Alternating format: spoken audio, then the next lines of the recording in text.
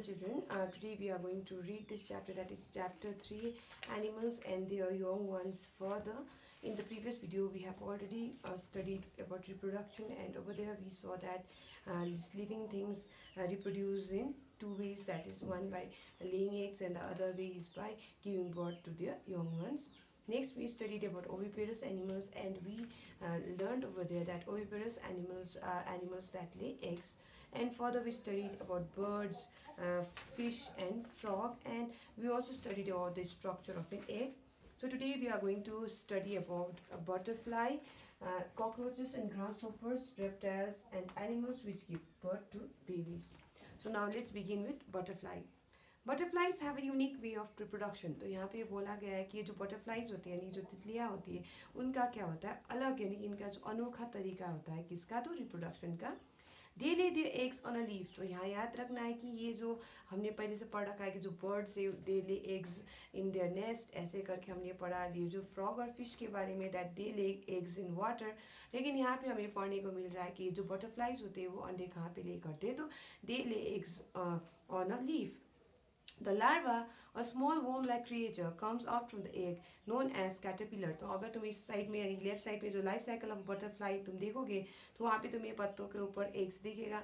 उसके बाद second picture में वहाँ पे तुम्हें कैटरपिलर दिखेगा. तो यहाँ पे बोला गया है कि ये जो एग्स से बाहर क्या निकलता है, एक छोटा सा वर्म लाइक क्रिएचर निकलता है जिसको हम क्या कहते हैं, कैटरपिलर कहते हैं. The larva eats plenty of leaves for growth and develops a protective covering around itself. तो यहाँ पे बोला गया है कि ये जो लार्वा है यानी कि जो कैटरपिलर की हम बात करें, ये ढेर सारा क्या खाता है, तो ये ढेर सारा पत्ते खाता है. उसके बाद ये जो पत्ते क्यों खाता है, तो बोला गया है यहाँ पे ग्रोथ के लिए, यानी कि खुद को बढ़ाने के लिए, उनकी ग्रोथ के लिए, उनके विकास के लिए वो खूब सारा पत्ते खाते हैं. और साथ में बोला गया है कि और वो अपने इर्द गिर्द क्या बनाता है, एक प्रोटेक्टिव कवरिंग बनाता है, यानी कि सुरक्षा के लिए वो अपना कवच जैसा वो बनाता है. It is called a pupa. तो इस स्टेज में तुम्हें देखने को मिलेगा, यहाँ पिक्चर देखोगे सबसे पहला वाला एग है, एग के बाद कैटरपिलर, कैटरपिलर के बाद प्यूपा. तो ये तुम्हें देखने को बुक में भी मिल रहा है. तो यहाँ पे नेक्स्ट बोला गया, the pupa sheds its skin several times and this process is called moulting. तो यहाँ पे याद रखना है कि जो प्यूपा है उस स्टेज में ये जो बटरफ्लाई होता है वो अपने स्किन को, यानी कि जो अपना स्किन होता है उसको क्या करता है, वो शेड करता है, यानी कि वो रिमूव करता है बहुत बार. इस प्रोसेस को हम क्या कहते हैं, मोल्टिंग कहते हैं. तो उसके बाद बोला गया the adult butterfly breaks free from the pupa. उसके बाद ये जो प्यूपा है, प्यूपा के टूटने से उसके अंदर से क्या बाहर निकलता है, तो एडल्ट बटरफ्लाई बाहर निकलता है. तो हमने क्या देखा, हमने देखा कि ये जो बटरफ्लाई होते वो अंडे कहाँ पे देते, तो पत्तों के ऊपर देते. साथ में हमने देखा कि अंडों से क्या बाहर निकलता है, तो स्मॉल वर्म लाइक क्रिएचर बाहर निकलता है जिसे हम क्या कहते हैं, कैटरपिलर कहते हैं. उसके बाद हमने पढ़ा कि ये जो कैटरपिलर है यानी कि जो लार्वा है क्या खाता है, तो हमने पढ़ा खूब सारा पत्ता खाता है. और ये पत्ता क्यों खाता है, तो अपने विकास के लिए, और साथ में वो अपने इर्द गिर्द क्या बनाता है, एक प्रोटेक्टिव कवर बनाता है, कवरिंग बनाता है. और इसको हम क्या कहते हैं, प्यूपा कहते हैं. और हमने बोला कि ये जो प्यूपा का जो स्टेज होता है, प्यूपा भी खुद में क्या करता है, अपना जो बाहर का जो लेयर होता है, स्किन जो होता है वो शेड करता है. और आखिर में जाके ये जो बहुत बार इसे शेड करने के बाद आखिर में प्यूपा जो है वो क्या होता है, ये ब्रेक होता है, यानी कि जिसका कवरिंग ये ब्रेक होता है. और इससे बाहर क्या निकलता है, इससे एक एडल्ट बटरफ्लाई बाहर निकलता है. तो आगे यहाँ पे फैक्चुअल स्टडी प्रोवाइडेड है, तो देखते हैं. The global egg industry destroys 6 billion newborn male chicks every year. तो यहाँ पे डाटा दिया गया है, बोला गया है कि ये जो ग्लोबल एग का जो इंडस्ट्री है वहाँ पे कितने अंडों को, यानी न्यू बॉर्न चिक्स को destroy, newborn male chicks को डिस्ट्रॉय करता है वो इंडस्ट्री. तो बोला गया है 6 billion newborn male chicks को हर साल. Newborn chicks are more intelligent, alert and aware of the environment than human toddlers. तो यहाँ पे नेक्स्ट बोला गया है कि ये जो न्यूबॉर्न चिक्स होते हैं, यानी कि जो चूजे होते हैं, जो अभी भी जन्म हुए होते हैं, तो ये जो अभी भी जन्म हुए जो चूजे होते हैं वो ज़्यादा क्या होते हैं, बुद्धिमान होते हैं, सावधान और जागरूक होते हैं अपने वातावरण को लेकर, किसके मुकाबले, ह्यूमन टॉडलर्स के मुकाबले. टॉडलर्स किसे कहते हैं, तो छोटे छोटे बच्चे जो अभी चलना सीख रहे होते हैं उसे हम टॉडलर्स कहते हैं. तो आगे यहाँ कॉकरोचेस एंड ग्रासहोपर्स के बारे में पढ़ते हैं. There are three main stages in the life cycle of cockroaches and grasshoppers. तो यहाँ पे याद रखना है कि grasshoppers और ये जो cockroaches के लाइफ साइकिल में यानी कि कितने सारे मेन स्टेजेस होते हैं, तो याद रखना है 3 मुख्य स्टेजेस होते हैं. First stage is the formation of nymph. That is, the larva comes out when the egg hatch. They resemble a lot to their parents. तो यहाँ पे तुम्हें दिख रहा है पिक्चर में भी एग है, एग से बाहर क्या निकल रहा है, तो यहाँ पे नीम तुम्हें दिखाया गया है। नीम पात में जाके क्या बनता है, एडल्ट बनता है। हो सकता है अगर हम कॉकरोच की बात करें तो एडल्ट कॉकरोच बनेगा, अगर ग्रास ऊपर की बात करेंगे तो एक एडल्ट ग्रास ऊपर वो बनेगा। तो पहला जो स्टेज होगा उसमें नीम का फॉर्मेशन होगा, यानी कि जो लार्वा है वो बाहर निकलेगा किससे, तो अंडे के हैच होने से, यानी कि जो अंडे का जो छिलका है उसके फटने से बाहर वो क्या निकलेगा, तो नीम बाहर निकलेगा, यानी कि लार्वा बाहर निकलेगा। और ये जो लार्वा होगा वो बहुत हद तक अपने पेरेंट्स की तरह दिखेगा। जैसे कि यहाँ पिक्चर में तुम्हें दिखाई दे रहा है ग्रास ऊपर का life cycle of a grass ऊपर।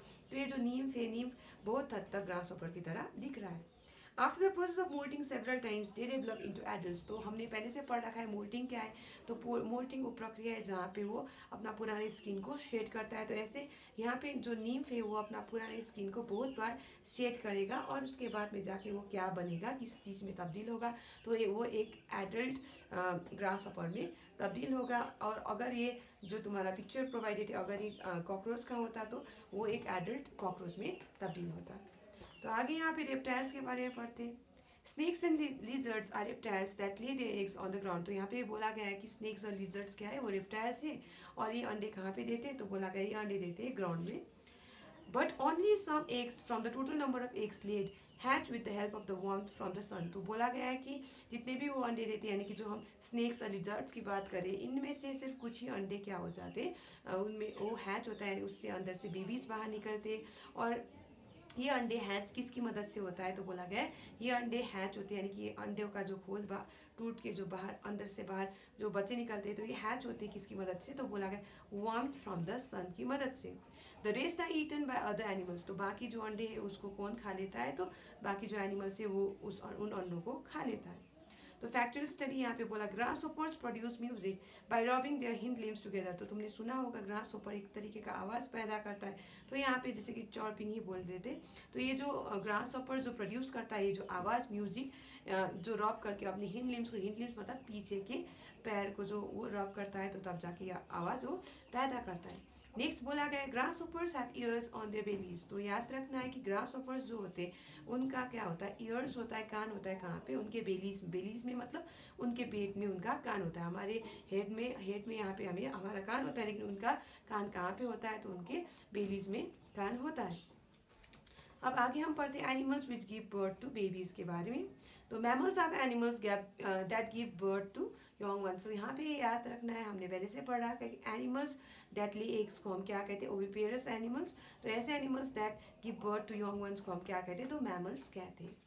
दे सकल there young once with their milk after the birth. तो इसका मतलब ये है कि जैसे बच्चे का जन्म होता है तो उसके बाद ये जो मदर होता है वो क्या करता है, अपने बच्चे को दूध पिलाता है। तो ये यही चीज़ बोला गया है। Some common examples of mammals are cats, monkeys, elephants, kangaroos, human beings, etc. तो यहाँ पे कुछ एग्जाम्पल्स प्रोवाइडेड है मैमल्स के, जैसे कि बोला गया कैट्स यानी बिल्ली जो होते हैं वो मैमल्स से, ऐसे करके monkeys, elephants, kangaroos, human beings, ये सारे किसके एग्जाम्पल्स है, तो ये सारे मैमल्स के एग्जाम्पल्स हैं। The young ones of the mammals develop completely inside the mother's body। तो यहाँ याद रखना है कि ये जो मैमल्स के जो बच्चे होते हैं वो पूरी तरीके से उनका विकास कहाँ पे होता है, तो वो पूरी तरीके से डेवलप करते हैं अपने मदर के बॉडी के अंदर में। तो इसलिए यहाँ पे बताओ young ones of the mammal develop completely inside the mother's body। When they are born, they have hair on the body, they have well developed brain and lungs to breathe। तो जब उनका जन्म होता है तो उस वक्त ये जो मैमल्स के जो बच्चे होते हैं उनके शरीर पे क्या होता है, बाल होता है, साथ में उनका वेल डेवलप्ड ब्रेन होता है, यानी कि अच्छे से डेवलप हुआ यानी विकास हुआ ब्रेन होता है, और साथ में उनके यहाँ लंग्स होता है सांस लेने के लिए। Some mammals like whales, dolphins, etc. live in water। तो कुछ मैमल्स जैसे कि whales, dolphins ये कहाँ पे रहते हैं, तो पानी में रहते हैं। But most of the mammals live on land. लेकिन याद रखना ज़्यादातर जो मैमल्स है वो कहाँ पे रहते हैं, तो ज़मीन पे रहते हैं। Dog, cow, monkey and rabbits are some examples of land mammals. तो यहाँ पे बोला गया है कि ये जो डॉग है, काउ है, मोंकी है, रैबिट्स है, कुछ एग्जाम्पल्स है इसके, तो लैंड मैमल्स के। Whales and dolphins are the water mammals. तो याद रखना है वेल्स और डॉल्फिन्स क्या है, वाटर मैमल्स है। They are also called aquatic mammals. तो हम वाटर मैमल्स को क्या कह सकते हैं, दूसरा नाम तो एक्वेटिक मैमल्स कह सकते हैं। Most mammals take care of their babies for long time. तो ज़्यादातर जो मैमल्स होते हैं वो लंबे देर तक यानी लंबे समय तक अपने बेबीज का ख्याल रखते हैं। They keep them safe clean and provide them food. तो ये जो मैमल्स के जो पेरेंट्स होते हैं वो क्या करते हैं, यानी कि जो मैमल जो बच्चे जन्म लेते हैं उसके बाद जो मैमल्स होते हैं वो क्या करते हैं, वो अपने बच्चों को साफ रखते हैं, साथ में पहले बोला गया सुरक्षित रखते हैं, उसके बाद साफ रखते हैं और उनको खाना प्रोवाइड करते हैं, यानी कि खाना प्रदान करते हैं।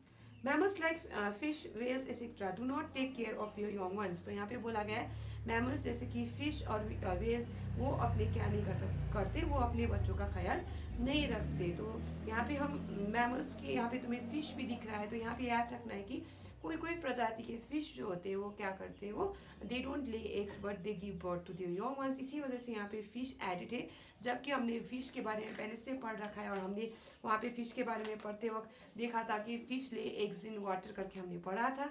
लेकिन यहाँ पे याद रखना है कि कोई कोई प्रजाति के फिश क्या करते हैं, they don't lay eggs, they give birth to their young ones. जैसे कि यहाँ में एग्जाम्पल तुम्हें बता रही हूँ, स्वॉर्ड टेल। तो ऐसे फिश जो क्या करते हैं वो they lay eggs, they don't lay eggs, they give birth to their young ones. तो swordtail is WORD sword tell.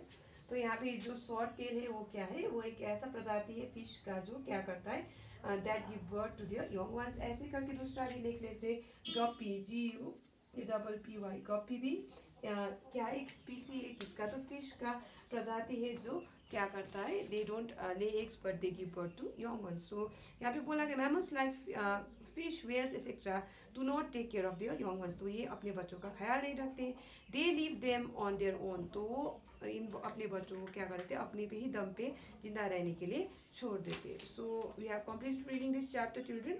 Today what you are supposed to do is you are supposed to write down this word meanings that is provided in chapter 3। तो ये जो word meanings दिया गया है glossary में, इसको तुम अपने साइंस की कॉपी में उतार लो, यानी साइंस की नोटबुक में उतार लो। और साथ में मैं चाहती हूँ कि तुम चैप्टर 1 को थॉरोली यानी कि डिटेल उसका 9 by 9 उसको तुम्हें पढ़ना है। चैप्टर 1 को यानी चैप्टर 1 लीव्स को तुम्हें पढ़ना है टेस्ट के लिए, जो कि मैं सैटरडे लूँगी। और ये जो टेस्ट होगा वो मल्टीपल चॉइस क्वेश्चन होगा, यानी कि वो MCQ होगा, यानी कि उसमें तुम्हें ऑप्शंस मिलेंगे और तुम्हें उन ऑप्शंस में से सही आंसर को सिलेक्ट करना होगा। और ये जो टेस्ट होगा मैं मोबाइल ऐप के द्वारा लूँगी। तो तुम्हें ये टेस्ट करना पड़ेगा इस सैटरडे को, और इसके बारे में मैं नोटिस निकालूंगी, यानी नोटिस तुम्हें देखने को मिलेगा व्हाट्सएप के ग्रुप में। तो यहाँ पे मैं चाहती हूँ कि ये जो चैप्टर 1 लीव्स है इसको तुम्हें थॉरली पढ़ना है टेस्ट के लिए। So we are going to stop here children for today. Thank you.